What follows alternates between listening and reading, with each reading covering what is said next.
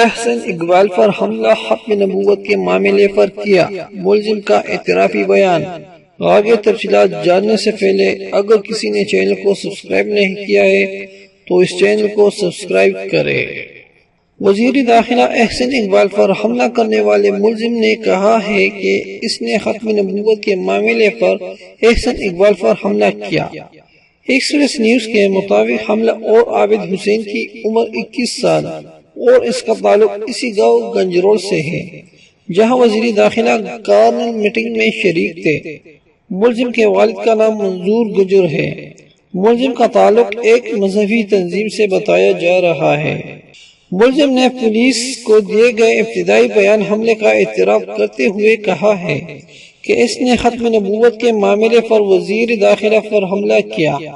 حملہ کرنے کے فیصلے میں میرے ساتھ کوئی شریک نہیں، یہ میرا ذاتی فیصلہ ہے۔